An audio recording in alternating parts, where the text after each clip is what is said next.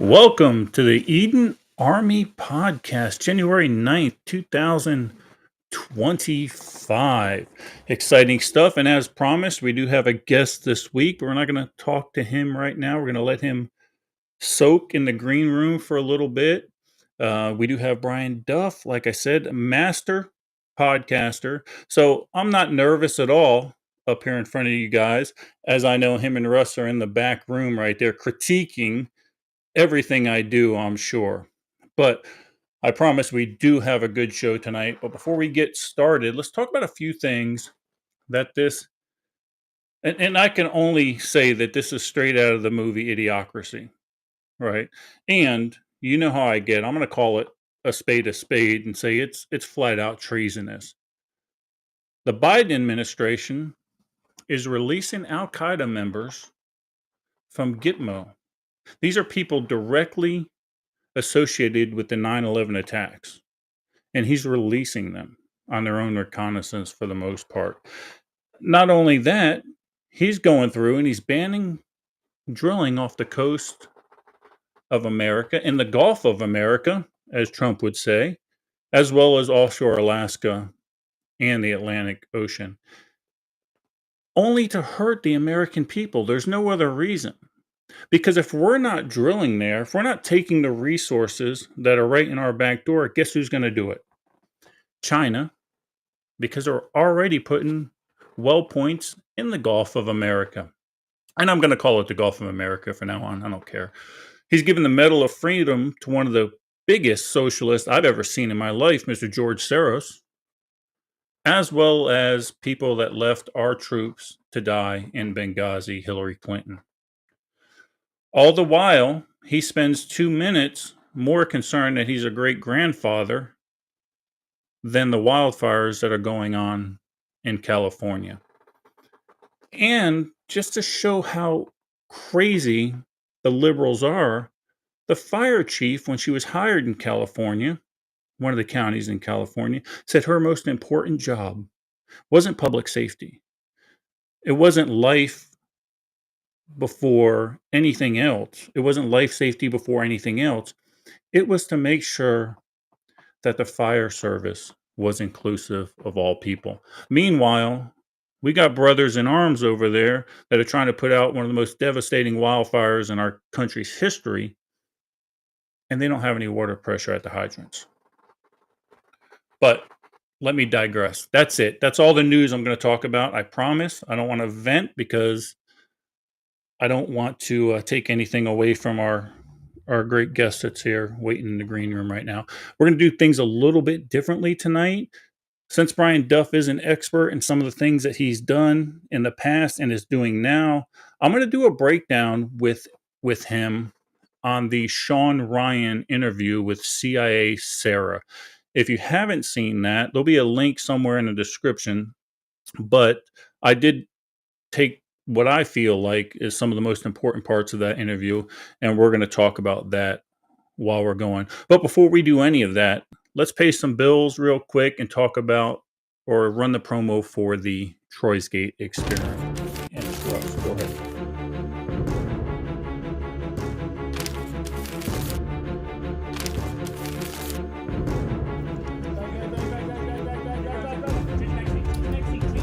Let's go, Will! Change the magazine! Change it! Shoot him! Will, Zach is now dead. Holster your firearm. Outstanding.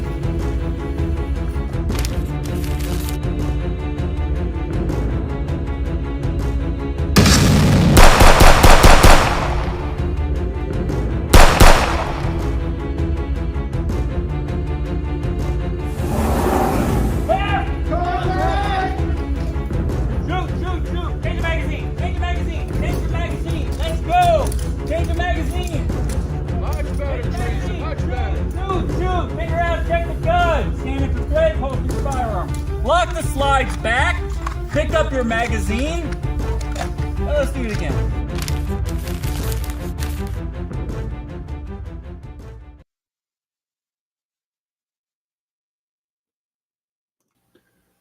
Outstanding. And of course, none of this would be possible without our good friend working in the back, Mr. Russ Sawyer. Good to see you, brother. How are you doing tonight?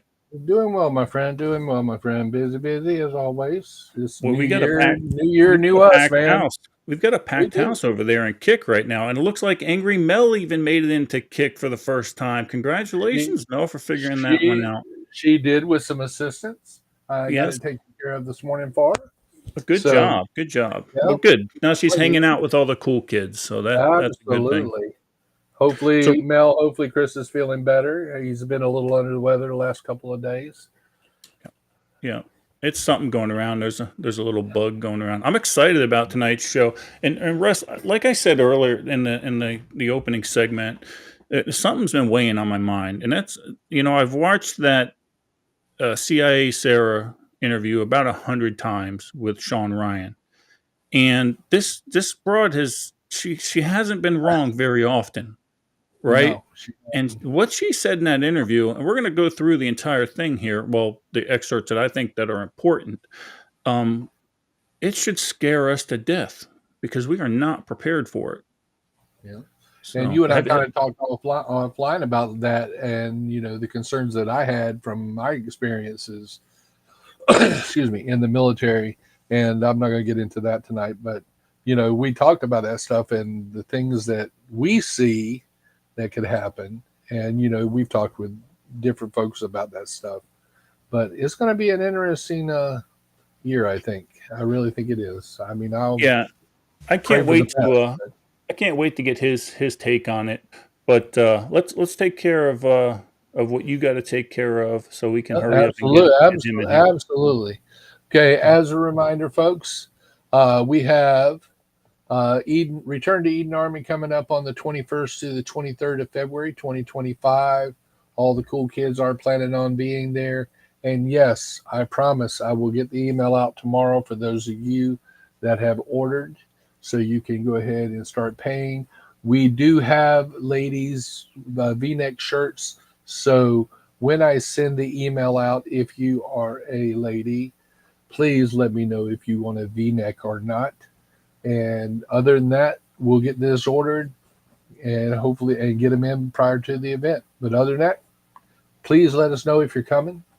And Perfect. That way we can make sure we have enough food and portalettes on hand. Yeah, absolutely. So without any further ado, let's bring in Mr. Brian Duff from Mind 4. So how you doing, brother? Good to see you. Hey, man, it's good to see you guys, too. Sorry about my voice.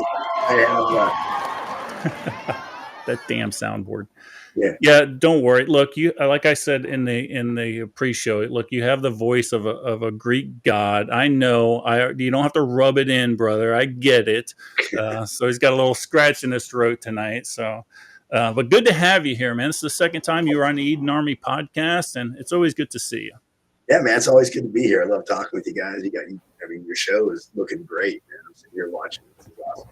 Well, look, man, we are. It's a trial and buffoonery, unfortunately, but we're slowly starting to get there. I changed things up a little bit, Brian. I know we're going to talk about some things that are going on with you, but every time I listen to your podcast, I gain a little more respect for your knowledge. And there's one thing I was talking to Russ about is a Sean Ryan interview with CIA Sarah, and it's really it's getting to me. It's kind of almost to the point where it's keeping me up at night. So I want your take on it, Russ. That's fine. Do what you got to do, brother. I want your take on it. So what I'm going to do is I'm going to pull up part of that interview. If you don't mind, I'm going to run it for a little bit, and then I'm going to get your opinion on a couple of certain aspects of it, if you don't mind. How's that sound? I'd love to, man. Let's do this. Let's do this thing. Let's move into the homeland. Try to get it. Why? We'll move into the homeland, then I was going to save that to the end, but it's getting hard to concentrate because that's all I could think about. I think about this stuff all the time. What's coming? Scott told me that Al-Qaeda is basically predicting that the casualty count will be between 50 and 60,000 Americans dead. Am I wrong on that? So I don't know the count that they're predicting. What I do know is Al Qaeda trained and sent 1,000 attackers. 1,000 attackers. When did they come through? So they finished training and they deployed them. Now, depending on how they come through, it could take different times, right? So the fastest I've seen an Afghan leave Afghanistan and get over the border illegally is about 3 weeks. So, Brian, based on your experience and just with the way things are going on in the world today, is it feasible to you that Al Qaeda could have 1,000 soldiers on our soil right now?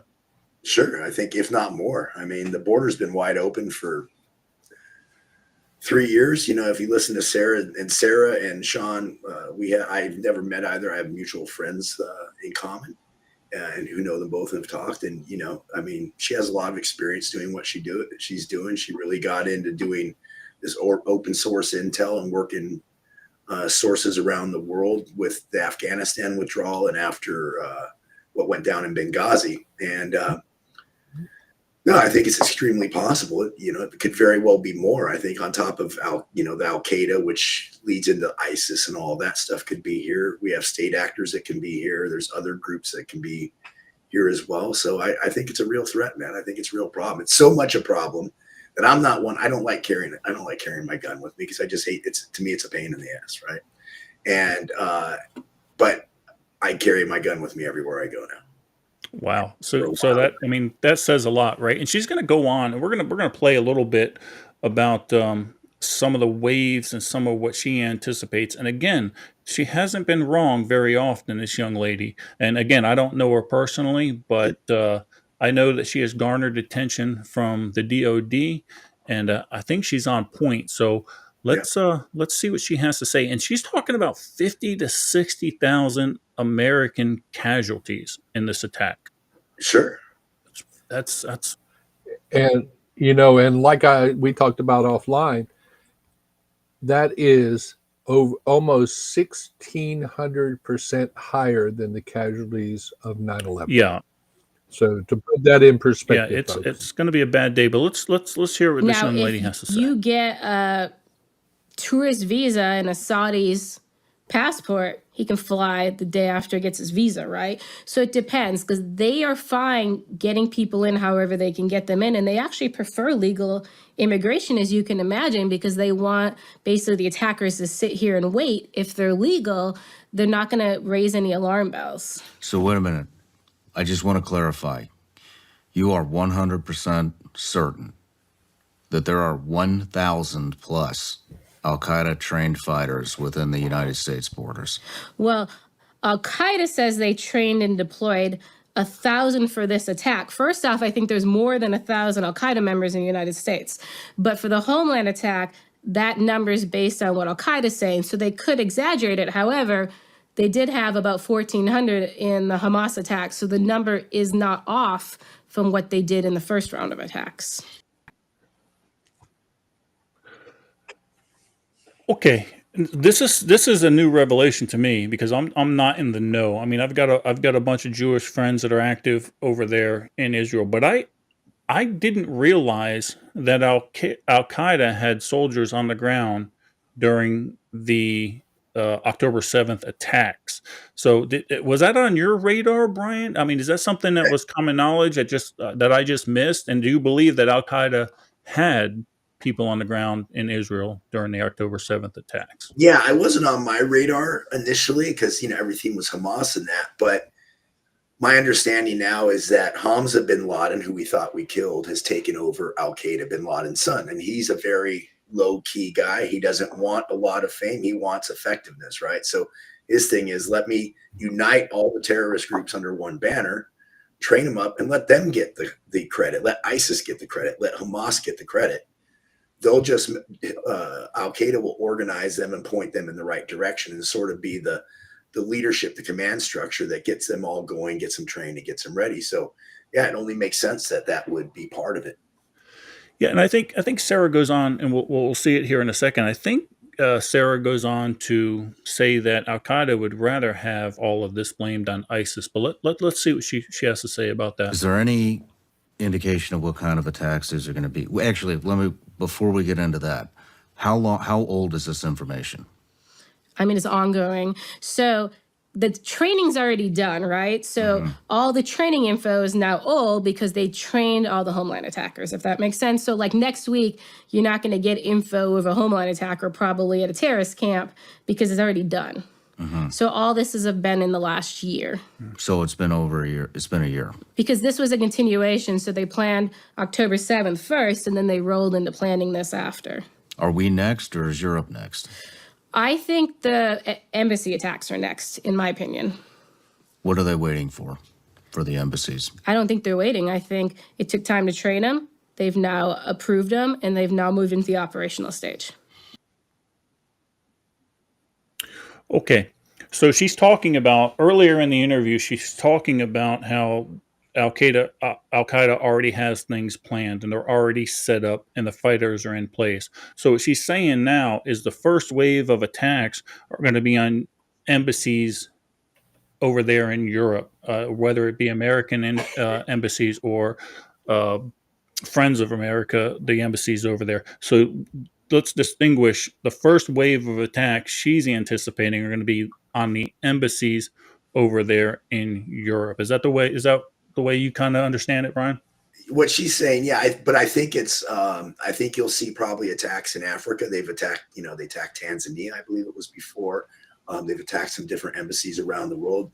I know Hamas or Hezbollah in the past attacked Israeli embassy and personnel in South America. So I think the globe is on the map for whatever embassy they want to attack. Again, they're going to look at the softest targets and see what they can do to get the biggest, bang for their buck out of it.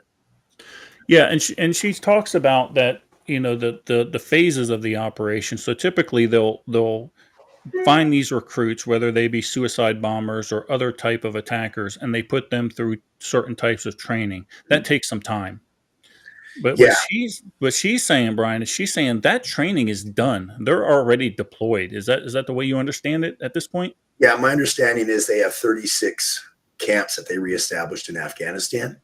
The majority of which are just like kind of regular basic training for terrorists to go kill people at camps. But then they also have camps that are teach people how to make IEDs, camps for suicide bombers, to get them all spun up. Very, it's kind of like in the military, you go through your basic training. Then if you're going to be, get your specialty MOS, you go off to do that. And then they have those all trained and ready to go. And now they're deployed. They're doing the operations, which part of the operations goes into not only planning, but actually getting on the ground, observing what's happening, seeing what's going on with the embassy, doing their recons on it, get that takes a while to build up that targeting pack once they get on the ground. So she says 2025. So I think anytime between now and the next year or two, game on. Yeah, and we spoke earlier, and as a first responder myself, and you being a first responder in the fire service, and as a paramedic, we are not prepared for what's coming our way. I can tell you that there's not a municipality in my area that's prepared for an October 7th style attack. No. And I don't know, short of New York City, which they have a great response to these kind of things. I don't think anywhere in our nation, for the most part, is prepared for what she is talking about coming. So let's see what she goes on to say. What about the U.S.? So the U.S., from what we've seen, I told you about the camps, right? That there's the advanced urban warfare. So we think it's going to look like October 7th, but it's actually based on, and October 7th was probably also based on it. It's based on the Mumbai attacks that occurred 15 years ago in Delhi, India. And we believe this for multiple reasons. What happened there? Before we dig into that. Yeah, we talked about this. I think it was my first episode. It was basically a terrorist group, Lashkar-e-Taiba. They did a number, it's called swarming attacks. They did a number of attacks into Delhi, at a hotel, the Taj Mahal, I believe it was called, at like basically the train station, etc.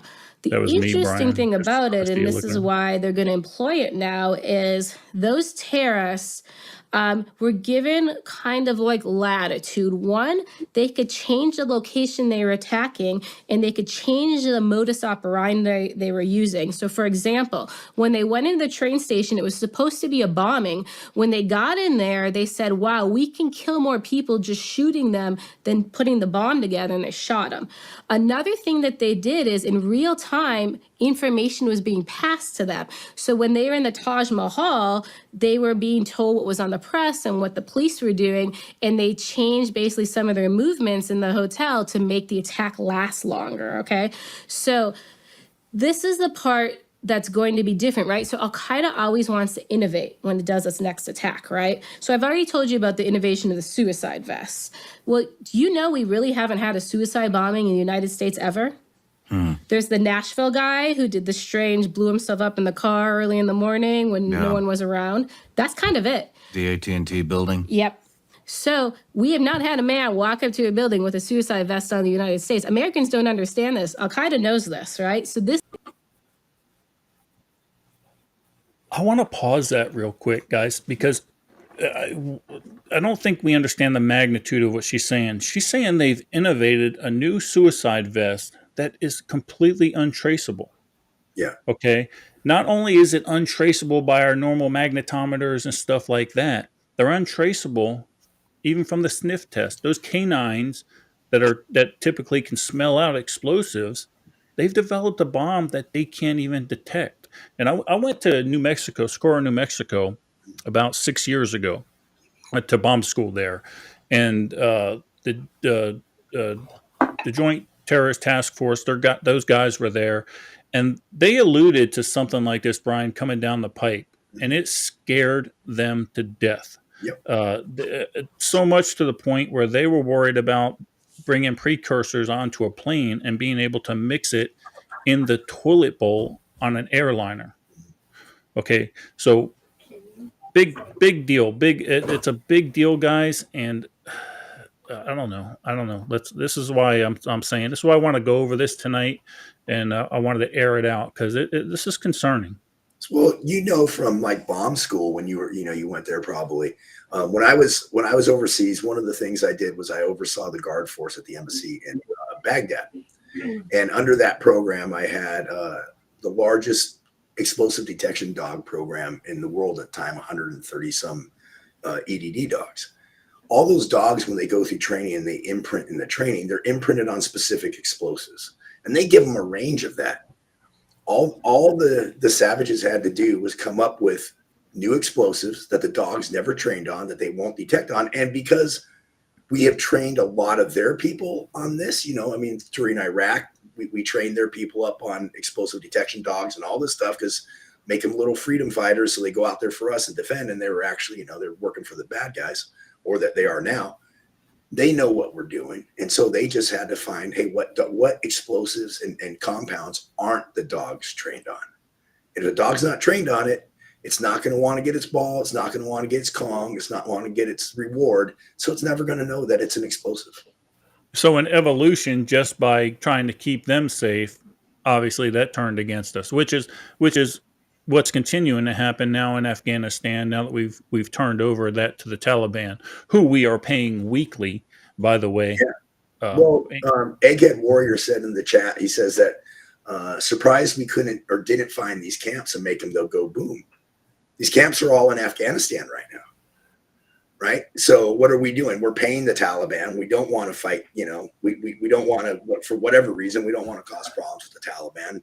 They're our best BFFs forever now. So we weren't going to do anything.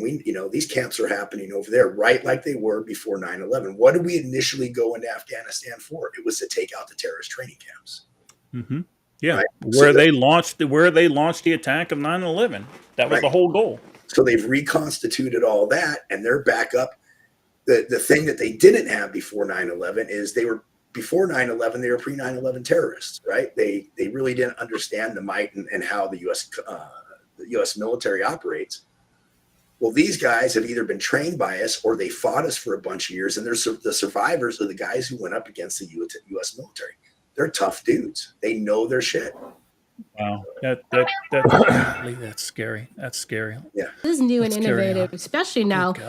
you don't have to walk upside of the building. You can walk in the building because of the advancement of the vest.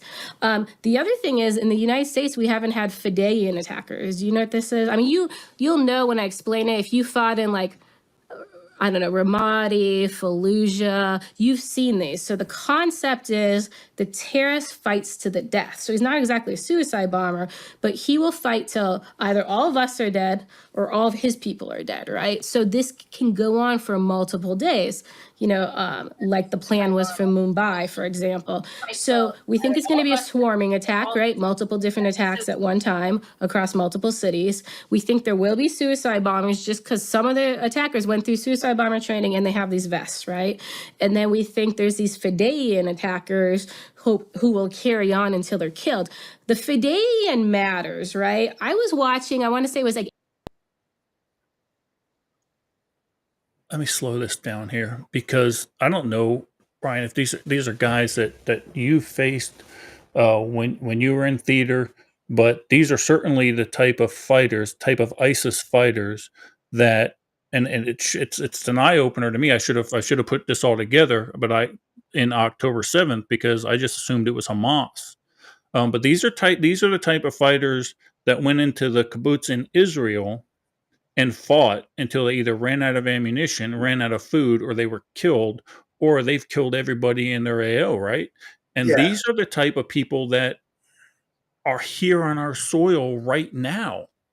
They're suicide bombers with an AK or a rifle or whatever they're using, right? They're going to go down with the ship. That's their goal.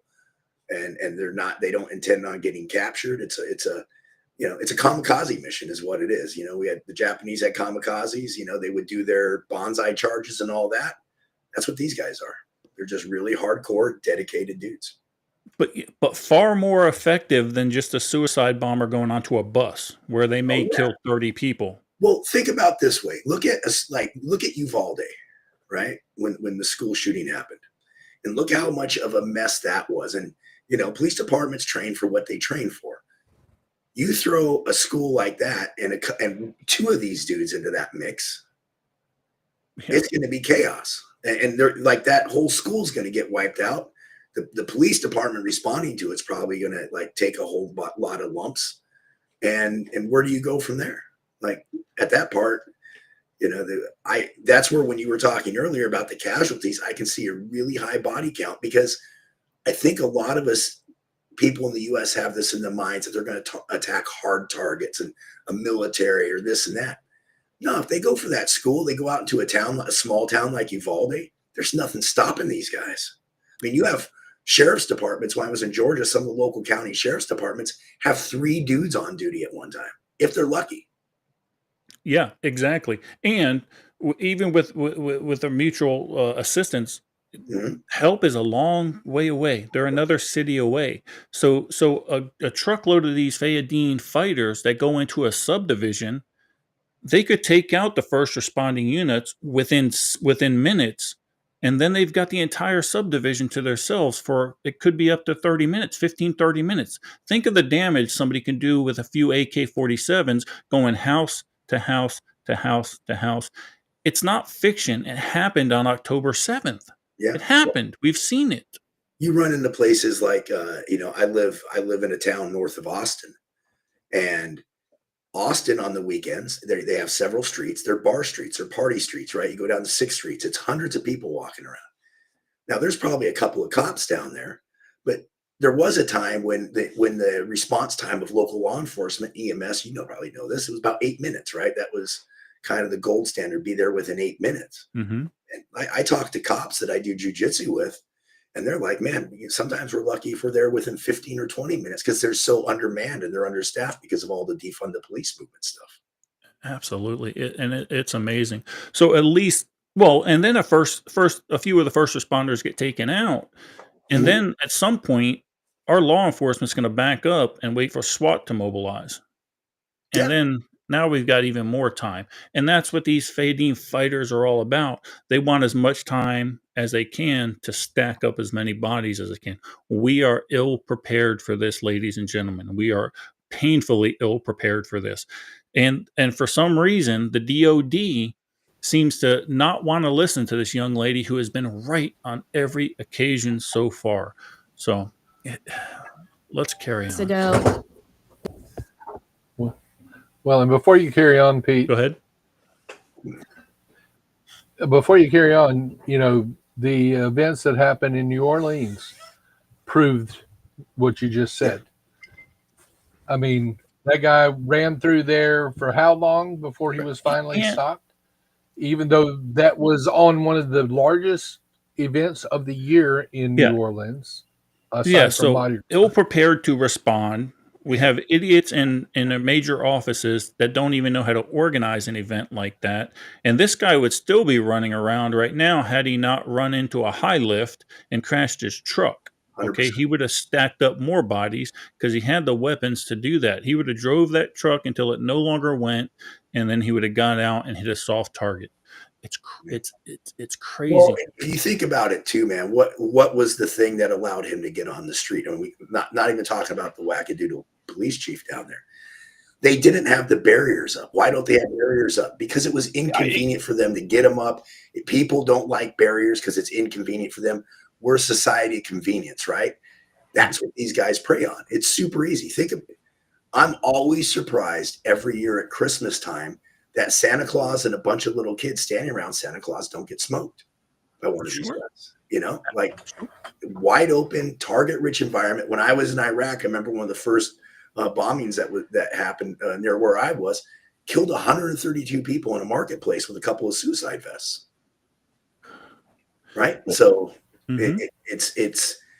we our freedoms, and I'm not advocating anywhere for giving up our freedoms, right? We need more people on the spot. We need more people that are like, just like they're sitting off in this chat, that have their head on a swivel, that go around like, hey, I'm going to enjoy my day, but I'm also going to be ready in case, you know, something happens. By and large, most people don't do that, right? They want to, and as they should, you should just be able to go out and have a good time. But that may not be the world we live in anymore. No, and quite frankly, Brian, the rest of the world has already been facing this. Mm-hmm. The rest of the world's already facing this. We're lucky that we just haven't got to that point yet.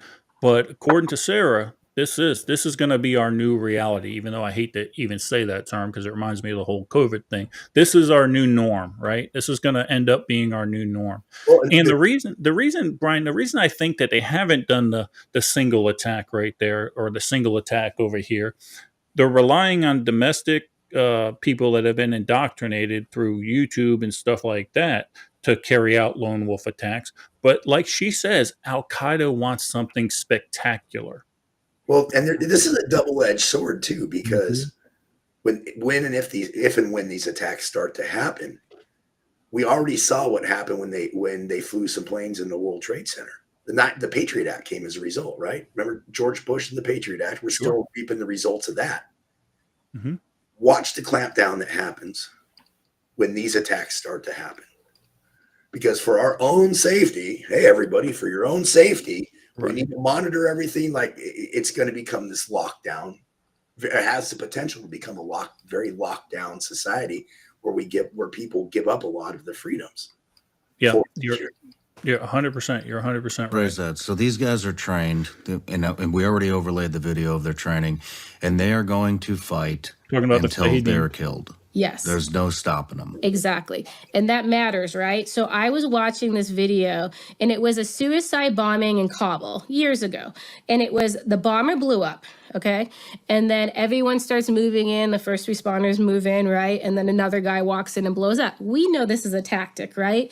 But if Americans don't understand this as a tactic and don't understand these attackers are going to fight to the death, think about that. So battle's going on, the attacker surrenders, right? He might have the suicide vest. You know, we let our guard down. That man came to die, right? He's going to fight till he dies or you dies.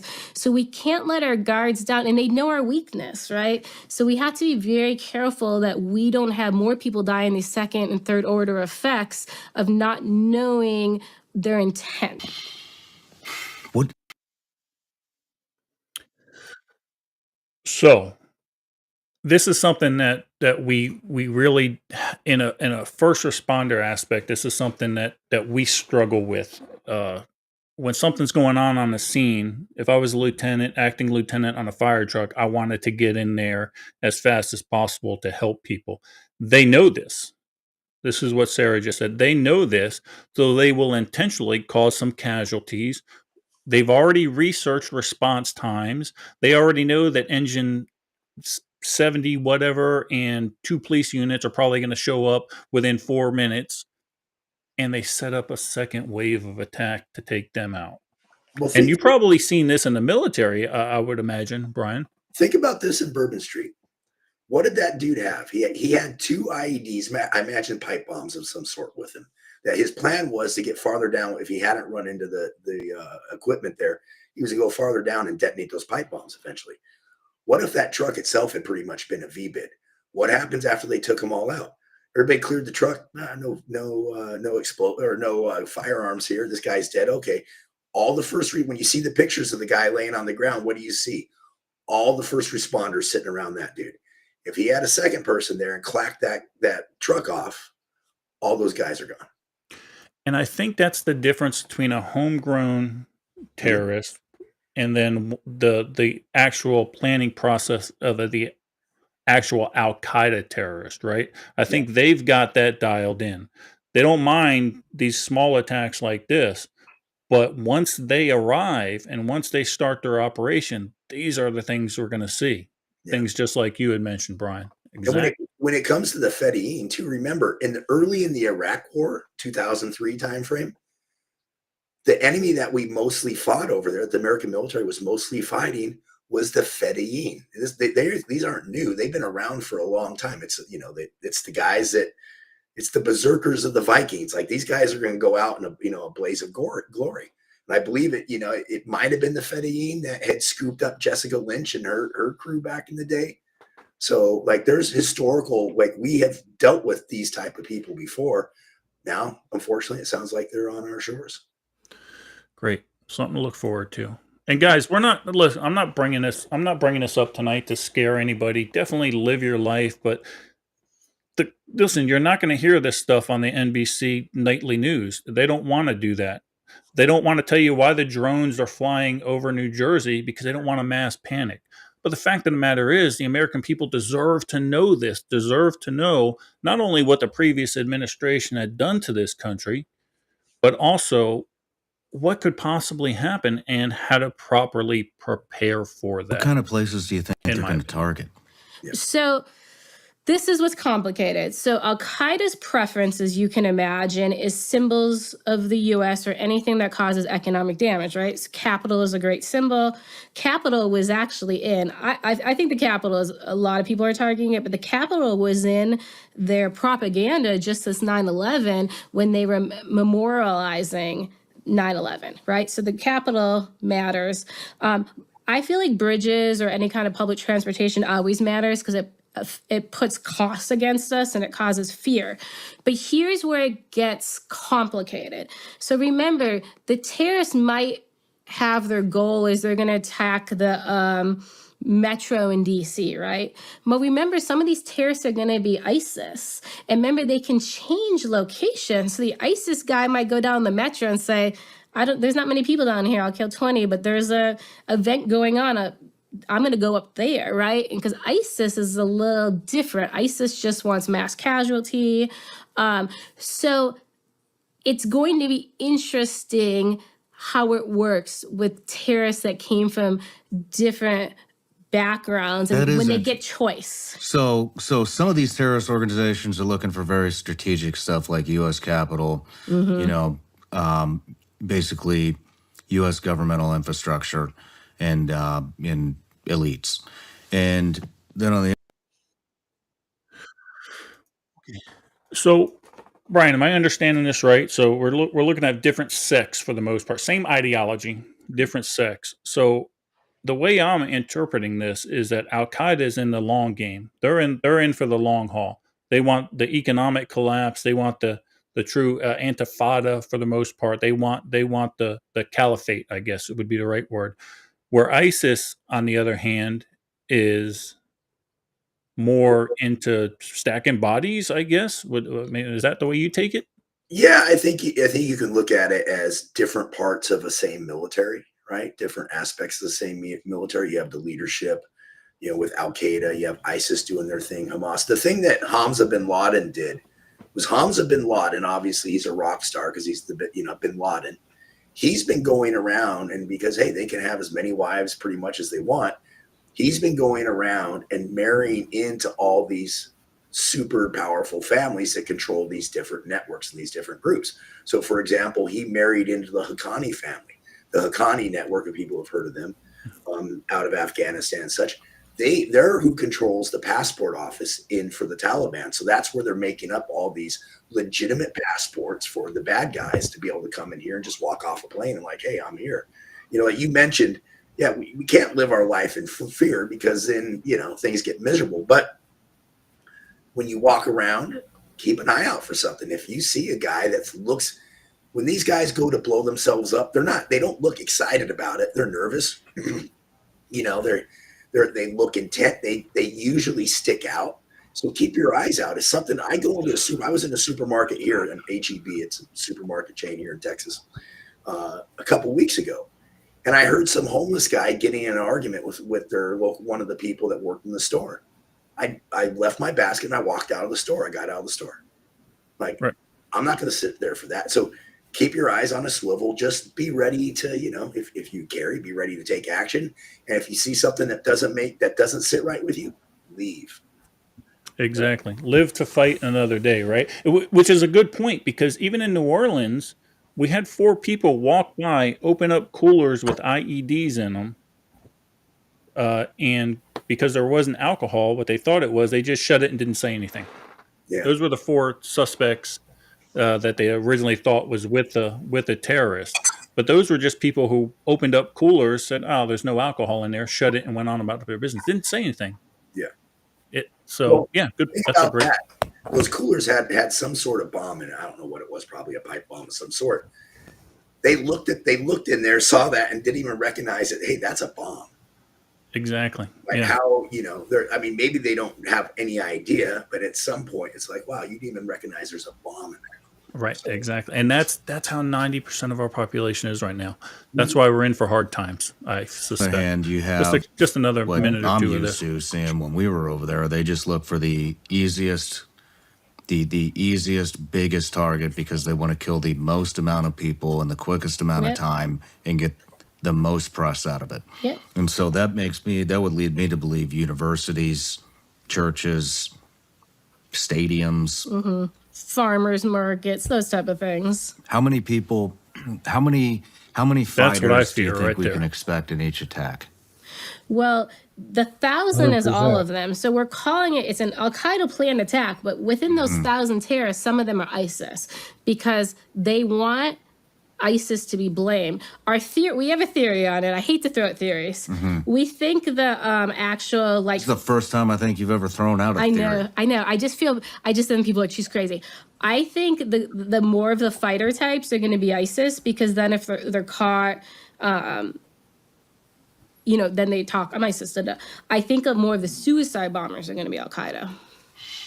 Will these attacks do you think these attacks will happen simultaneously throughout the United States, or will they be one day here, next day here, another one over here next week? So they want them coordinated. I don't know if coordinated means all at the same time, or if coordinated means we do it Monday, we do it Tuesday, we do it Wednesday, we do it Thursday, we do it Friday, just do 5 straight days.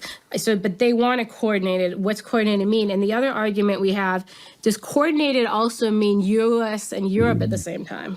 And is Europe all coordinated at the same time? So when they say coordinated, we don't know exactly what that means. So they could also be U.S. and Europe at the same time,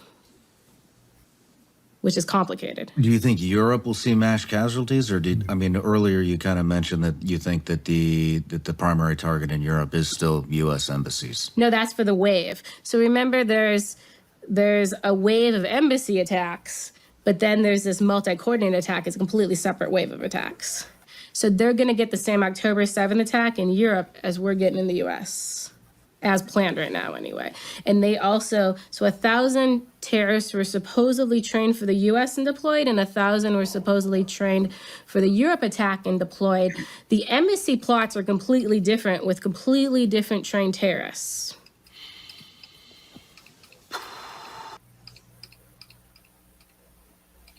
I'm going to leave it right there at that. His frustration says it all. So just so we understand, so these are different ways of attacks. This is not in the planning stages.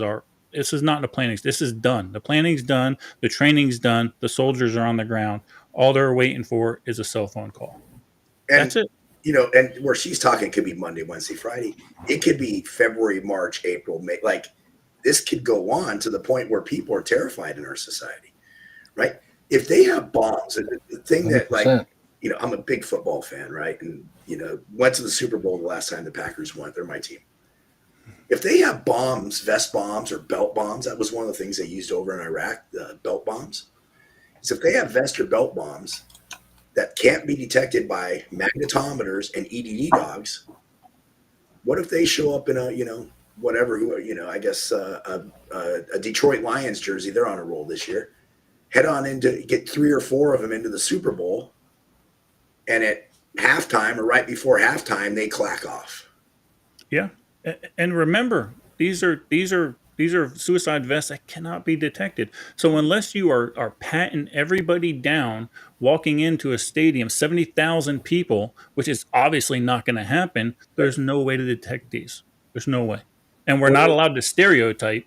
Nope. So they might God run you forbid. through through a stationary magnetometer, or they might use a hand wand on you. Exactly. But according to Sarah, undetectable. Exactly. Scary stuff. So look, guys, I apologize for all that. That's something I wanted to get off my chest. I knew that I had Brian on tonight, and I wanted to pick his brain. Then you say, Pete, why do you want to pick this guy's brain? I don't know too much about him. I don't know. I'm not in the loop. Brian, tell the viewers that don't know you, that didn't see you on the last podcast, give them a little bit about your background. Yeah, so I've kind of been running around doing all kinds of stuff. I started off as a lifeguard when I was a kid, went on to be a paramedic and a firefighter in Southern California. I thought that was boring, man. I wasn't really into the fire department, did about for 4 or 5 years, and then bounced. I went and was in 3rd Ranger Battalion, got out, bounced around for a little while, then ended up going back overseas. I worked for Blackwater for several years. And then I went to work for the State Department. I worked in Pakistan, Iraq, Afghanistan, South Sudan, and a bunch of different places, doing all that kind of stuff. And then my final job in that corporate or in the real world, I guess, before I started doing the podcast stuff and all that, was I was the director of training at North American Rescue's education and training branch out in Las Vegas. Outstanding. So the guy has a pretty substantial background. That's why I like to pick his brain. I like anytime I get around someone smarter than me, I want to learn. I want all the knowledge I can gather from them. Now, you'd mentioned something that's interesting to me, and I'd mentioned it earlier. It goes without saying, this is one of the best podcasters in the business. I'm not even gonna deny that. I appreciate it. It's true. But we're just winging it. Yeah, we're swagging it. Scientific wild ass guess every Thursday night, 8:00. What in the world, Brian? What in the world made you want to switch from the podcasting, which you're very successful at, into your new venture, which is writing a book? What in the world made you want to make that jump? Well, it wasn't a jump that I was, I think, intentionally making. It was, with all the different crazy careers I've had and jobs I've done, I always saw that there was, or over the years, I started to see a flow to how everything worked. And I'm big into mindset, right? And so I've been taking notes and scribbling down thoughts and ideas as new things came to me. And over time, I was like, man, I really need to put all this together into something that makes sense, that can bring what I've learned and experienced and make it digestible for other people to be able to get the benefit of that knowledge, get some of the lessons that were hard earned overseas and elsewhere to to help improve their lives, to make themselves safer, and how to kind of get an idea how to look at the world through eyes that, like we said earlier, that you're not, walking around paranoid every day, but you have a good little eye out. You're aware of things and keeping aware of any possible problems and opportunities as well. Absolutely. So, guys, if you want to get a hold of a pre-order copy of Brian Duff's Mind for Survival book, just go ahead and scan that QR code. Remember, I told you we're doing everything with QR codes. It's high tech. We're all fancy now. Fancy. And if you don't have time to scan it right now, you can, Brian, am I Watch right? the replay. Just watch the Watch replay. the replay, scan it then, or we'll throw something up a little bit later to get to all of his contact information and make that happen. But I think you're really going to dig his new book. And speaking of that, what type of person, Brian? Go ahead and get rid of that right there. There you go. Good job. What type of person? What type of person did you gear that book for? Who's it geared toward, and who's it going to benefit the most? And this is kind of the cop out answer. It's geared towards everyone. When I wrote it so that it's kind of the aggregate that can pull into any kind of preparedness system that someone's using, whatever you're using. There's a whole lot of different ways people look at preparedness. It kind of floats between it all, and it binds it all together. It gets deep into the mindset. That's the very first chapter after the introduction is mindset. Talks about cognitive biases. I do a deep dive in situational awareness. I look at situational awareness probably differently than a lot of people do. I get into risk management and how to put metrics. A lot of what we do is called spurious risk management, where we think something's a problem. And that usually comes out of emotion, right? Where, oh, that bothers me. So I think that's the biggest problem. If we actually put metrics to it and we manage our risk through metrics like a professional risk manager does, we'll find out where we truly need to allocate, or where we should allocate our time, energy, and other resources to. And then the last chapter is kind of on self, how to live your best life while being prepared. So you don't let it be overwhelming. Don't let it, as far as we know, we only do this once on the planet, right? And so that one shot at it, we don't need to, I like to say, we don't need to let our fear of tomorrow ruin our today and cause us problems in our today. We got to enjoy our life, have fun. So that's where I try to bring it all together. So that way, again, people can be empowered to be prepared and not scared. Yeah. What was that? Well, and Brian, you sent Pete and I the first 4 chapters, and I'll be honest, I have not delved into it as much as I should have, but I did notice that you have another QR code inside the first part of the book is for like an emergency preparedness checklist of some sort. And I hadn't scanned it yet, but I found that pretty interesting. I had a friend about that a little bit. Yeah, sure, man. I had a friend about 6-8 months ago said, hey, what do I need to put together? She lives in California, is worried about earthquakes, and she lives by the beach. And now she's probably worried about, fires. And she goes, what if I have to leave my house? And so I kind of threw something at her real quick. Hey, here, this, and this. But then I'm like, a lot of people have that. So I wrote it's an ebook really is what it is. It's 39 pages, it has my strategy in it, my kind of a high level view of what's in the book a little bit. Talk about that. And then it has an interactive checklist that you can go in there, a PDF you can click off, you can print it off and get you through to get at least, especially for people who aren't prepared, to get them from 0 to hero. So that way, at least they get about 7 days of preparedness, which if you look at most disasters in the US, if you can last 7 days, you're typically maybe not North Carolina with what's going on and the lack of response there, but you can usually get yourself so you're out of the mess and you're doing pretty well. So that's a free download that people can get. You can get it by going to my website. It's I think that's on mindforsurvival.com/start prepping. There you go. So mindforsurvival.com, you're going to find that. I'm glad, one thing, Brian, I'm glad that you mentioned, and I think it's one of those things that we overlook in preparedness. We're all talking about being a runner and gunner, and we got to stockpile as much food as we can and stuff like that. But one thing that goes overlooked that I see a lot is mindset. Getting prepared for what you may have to do and the struggles that you may have to face. So I was really glad to see that in your book, because I can't tell you how many times I talk to people and I can look at them and listen to them and I go, you're going to die within the first 2 months.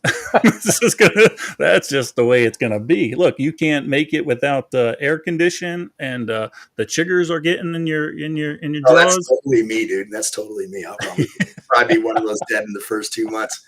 Well, I talk about, I created a capability formula, right? To like, what's your chances of success at something?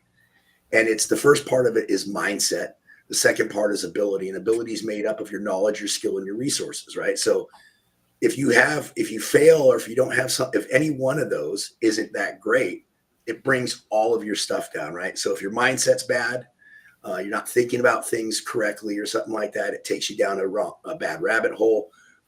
If you don't have the knowledge to do something, if you don't have the skill to do it, and if you don't have resources to do it, well, then that limits you as well. And then on top of that, can that override good luck or bad luck, which is always uncontrollable. So where I talk about mindset and your ability is, you can't control luck, so you shouldn't focus on that as a factor of success. But mindset and ability, you can focus on those two. And most of us in prepping, we focus on our knowledge and our skills and our resources. I'm guilty of that. I have crap that I've ordered from Amazon that still sits in boxes because I haven't gotten around to opening it up. I mean, I don't think I'm the only one that does that, right? Yeah, you're not. Yeah. And so there's that side of it. But if on the mindset side, there's a lot to know about how does our mind work? How do we look at things, and how can I go in and tweak my mindset and how I look at the world and interact with the world, so that way I can have that end of the formula jacked up as high as possible. Yeah, absolutely. And I'm with you 100%. Also, Chrissy mentioned, she says, you probably won't remember, but she talked to you just before Troy's Gate at Fallout. Oh, yeah. You gave her some breathing techniques that helped her out. So she appreciates that. Oh, good. That's awesome. That apparently is working for her. And I'm sure Guy is happy about that, because now he doesn't have to deal with, someone doing whatever she was doing that she needs breathing techniques for. Right. But I think the best comment of the night thus far that I've noticed was something that somebody asked about Brian, was this one. And I just didn't know quite how to respond, whether we needed to say we needed to speak slower or what. So, go Pack, man. Go Pack. Oh, my wife. So let me get this straight. So my wife's going to love you now, because you have the voice of a Greek god, and you're a Packers fan. I stand no chance, Russ. You're done, bro. You're done. Yeah, I'm I'm all moving. used up. Otherwise, you'd see my cheese head and everything else in the office hanging out here with me. So yeah. That's cool. So Brian, during your work overseas and stuff like that, I'm sure you've witnessed a lot of deprivation and tough times. Did any of that play into your writing the book? Did you kind of grab onto any of that to formulate your book? Yeah, I think the one, I saw a lot of stuff overseas. I talk about a bunch of it in the book. I think though where it hit me first, and it wasn't that motivated me to write the book, but you can relate to this. You were a paramedic, worked at the fire department. This was going back. I mean, I'm old now, but this was going back till I was probably 22, maybe somewhere around there. I was a young firefighter paramedic, and I had to get in a car with a woman that was trapped in her car. And so I had to put the debris blanket up over us so she didn't get, cut up and everything when we were cutting her out of her car. And I don't remember exactly how she got in that position, but I remember, like, had she just not done this, she wouldn't be sitting there, busted up in the car. And I'm like, nobody ever told her that, though. She never had that education. She never had the knowledge that, oh, this would cause me a problem down the road, right? I talk about in my book, and I don't think that I came up with it. I got it somewhere else, but it's never the action we take that's the problem. It's always the decision we make before we take that action that's the problem. Right.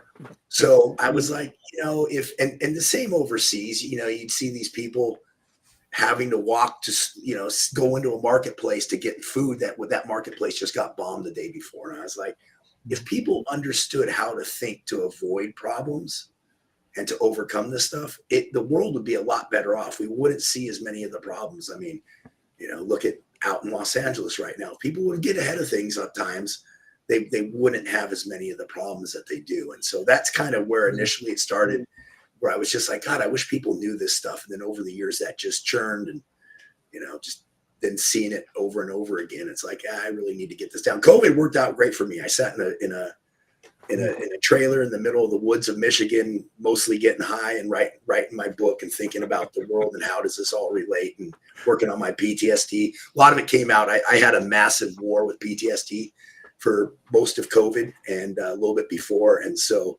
trying to come out the other side of that, a lot of thought went into that, and a lot of that filtered into the book. Very good.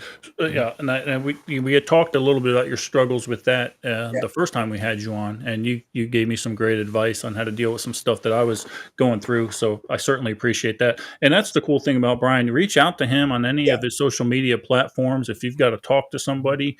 Look, 22 a day. We don't need to have that happen, right? If there's no sense in it. 100%. And for those of you that don't know, Brian has actually got a Facebook group now. Yeah. That he started first of the year, I think, wasn't it, Brian? Oh, it's been around for a while. I just didn't. I just wasn't doing a whole lot with it. I mean, we'd get in there and chat, but I go in there now. There's posts every day. We stay pretty interactive on the PTSD things, folks. That's probably my prime passion, is helping people as much as I can with that. Like, I should have died during all that. I'm still surprised I didn't. And so I probably field 3 to 5, sometimes 10 calls a month from people that are struggling. So if you're struggling with post-traumatic stress, and you don't have to be overseas, you don't have to be an Army Ranger or a Blackwater dude to have post-traumatic stress. You can get it from just living a life, man. We get to certain ages and we've experienced stuff that wrecks us a little bit. Reach out to me. You can shoot me an email at brian@mind4survival.com. It's brian@mindforsurvival.com. If you're struggling, I pick up the phone for that stuff. It's super important to me. It's a big passion of mine. Very cool. That's awesome. Absolutely. You mentioned he mentioned something earlier about decisions. And Brian, I know, being in the military, you heard this 100 times. Right or wrong, make a decision, because indecision is what kills. Guys, if you're out in a public place, and your gut's telling you, something's not right, make a decision. Yeah. Get, unask the AO, get somewhere safe. It might be nothing. A key on the whole your gut's telling you something thing is that actually comes out of your subconscious. Your subconscious works, and this is a big part of the book. It's a thread throughout the book. Your subconscious is working 365 days a year. It's working 24 hours a day while you're asleep. It monitors the world around you. Your subconscious is more powerful than your conscious mind, but we think our conscious mind knows more. When you feel the hair on the back of your neck stand up, you feel the nervous knot in your stomach, whatever that is, it's your subconscious. It can't talk to you. So it's trying to get your attention by saying, hey, I'm putting 2 and 2 together here. Something's bothering me. I want your attention. Pay attention to this. Now, it's not always right. Sometimes it gets it wrong, but it's worth paying attention to it because it's more in tune to the world than your conscious mind ever will be. Absolutely. And I think there's some patho behind all of that, like your stomach. Anyway, I failed that part in medic school, but there is a little bit of patho behind that. So all that anatomy in medic school, who needs I know that? you don't need that stuff. We're trench doctors. Mine was heart rhythms. Yeah, we're trench doctors. We don't need Mine that. was heart rhythms. Brian, getting back to your book. Do you, in your opinion, and it's a biased opinion, I've read the first 4 chapters, and I think I know the answer. But is there something in this book, not only for the beginning person in preparedness, as well as the more advanced people that are further along in their preparedness journey? Is there something in it for both of those type of people? It gives you the ability for people that are new. It gives you a good overview and a broad look at preparedness. It tells you about some of the key points that we have, the mindset, situational awareness, get you to understand that. For people that are more experienced, I do deep dives I turn the survival rule of 3s into a survival pyramid. It gives you a deep dive in that. It gives you a perspective on, like I said, doing metrics to understand what is truly your risk, right? So people by understanding what your risk is, by looking at it through an objective-based metric system, then you know what to spend your money and your time on, right? That's when I survey people, the biggest problem that people have, the biggest obstacle to being prepared, time and money, every time, pretty much. So if you can allocate your time and money correctly based upon your specific situation, because risk for each of us is like a fingerprint. None of us have the same risk. We all have different things we're doing in our lives. We're at different seasons in our life. Everything changes. Russ is down in Florida in the RV right now. Later on in the year, he'll be back up in South Carolina. That's a whole different risk paradigm that he has going on, a different risk profile there. So for preppers, that they can really dial into that. Again, I talk about situational awareness, and it's not the typical situational awareness that's most people preach. It does a deeper dive into how it all works. It does a deep dive into bringing into your mindset into it, understanding what your brain's trying to tell you. So I think for everybody across the board, it's a book. I don't think there's anything quite like it that's been written. I don't get into, I maybe like a sentence on, hey, here, maybe a paragraph on here's how much food you need. Here's how much water you need. I think I might put some tables in there that breaks that down a little bit. But by and large, it's really a mindset book. It's how to think about your preparedness, look at your preparedness, and take it to the next level. I love that. Because, again, Well, it's something that we don't really think about in I hope I'm not breaking up. You can look all over the place and you can find how much food a person thinks they should have, or how much guns or water they have. Yours is the first book that I know of personally that talks more about the mind and the mindset. So it's definitely filling a much needed hole in people's preparedness. I hope that came through. Yeah, I think it gives people the opportunity. A lot of people, what do people say? I don't know where to start, or I'm not sure what to do next. It gives you a system to know where you're at and what step I need to take next. And it, like you said, Russ, it tells you really how to think about yourself, how you're interacting with the world, and then think about your preparedness, your family's preparedness, and how it all interrelates. I think people will like it. It took me about 4 years to write it. Just because I kept turning it inside out. I had people tell me, it's good enough. And I'm like, no, man, it's not. And so, I'm really happy with where it's at. I don't know, it was, and I don't know how long it takes to write dystopian fiction, man. I wish I could. I'm not as creative as what you guys are able to get flowing, I don't think. But it put a lot of blood, sweat, and tears into it. A lot of thinking about all these different things that I've been through around the world, how they apply, how I can apply that to people's lives now. Perfect. And I agree. And I think some of your experiences lead you to be an expert in the field, honestly, Brian. And don't you love reading things like this from Bloom? He says, I learned so much from you salty old guys. First of all, you're talking about those two because I'm not that old. And Brian's book and his mindset teachings are unparalleled. And I've never read anything like this, and everybody should read it. That makes it all worthwhile to me right there, Brian. You got the one person already. Tell me about the book now. Where is it at? Right now it's on pre-order at mindforsurvival.com, right? Yes. Yeah. So if you head to mindforsurvival.com, it's on my homepage, but if you go to mindforsurvival.com/book, you can go on there. There's a button. I'm selling up through Sunday night, maybe Monday morning, depends on what time I go to bed Sunday. We'll be selling pre-sale copies that I'll send you a signed copy that I order from the printers, get author copies, and I'll be sending those out.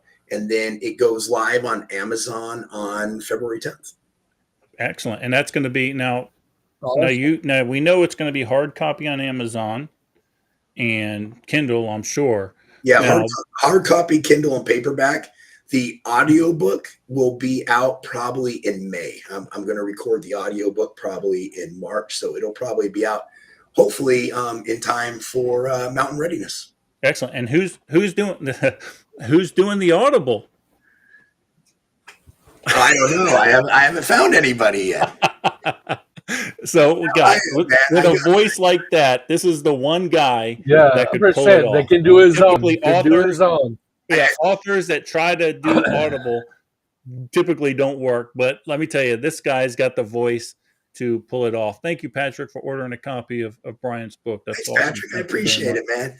Yeah, I kind of thought about what should I do with the audiobook, and then after a couple hundred podcast episodes, I was like, all right, I'm just going to do this myself. Yeah, I'm not. Oh, splitting my absolutely, profits with 100%, anybody. 100%, and yeah, exactly.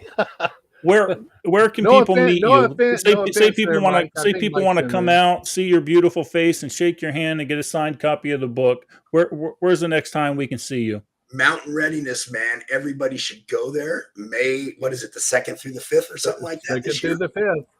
2nd Yeah. through the 5th. And those of you that don't know, we're going to be doing a class the 6th and the 7th at Troy's Gate. Mhm. And maybe we can talk Brian around and sticking around a little while and Yeah, put they him hit me through up that last Troy's time Gate about thing. that. I think I'll take a look at doing that. I'll be teaching, I think at Mountain Readiness, I'm teaching situational awareness and the survival pyramid this next round. Outstanding. Well, Brian, I really appreciate you coming tonight. It's always a pleasure. I love diving into your mind and getting a little bit of your expertise. I know. Look, I see your mind swelling as I'm even talking about it right now. But I certainly appreciate that. And of course, Christy, he's always welcome February to come down to Florida. We'll find a place for him to stay if he wants to, 100%. But we appreciate having you here, Brian. It's always a pleasure. I'm looking forward to seeing you over at Mountain Readiness. Thanks for coming in tonight, brother. Thanks, man. I appreciate it. You and Russ and the rest of the Eden Army out there, man. Thanks for having me on the show. I love you guys. You're awesome. Hey, appreciate it, brother. All right. Thanks, Brian. All right. Russ, there you go. That's Brian Duff. Oh, absolutely. How can always you not a like wealth that of guy? knowledge. How Always can such you a not wealth of like that knowledge. guy? Mhm. Exactly. You know, wealth Yeah, of so- knowledge. You get to see my lovely bride in her pajamas as she keeps walking back and forth on the camera. But hey, that's her. Y'all all know Mama T. It is what it is. But next week, we need to talk about next week. What is next week?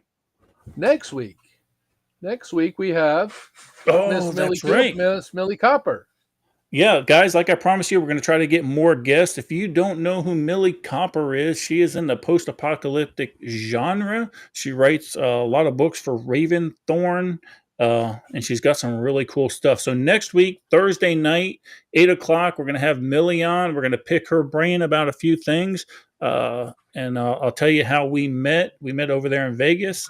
And I'll tell you some stories about what went on over there, but I think you're going to enjoy that show. It's going to let you step out of the post-apocalyptic genre, but not too far because it's still post-apocalyptic, but it's a different subgenre that I think you guys are going to enjoy. So make sure you tune in Thursday night, 8 p.m. Eastern Standard Time. And for those of you that are watching over there that came from Brian Duff's channels and stuff like that, we do a podcast every Thursday night, 8 o'clock on all the platforms you see here, as well as kick.com.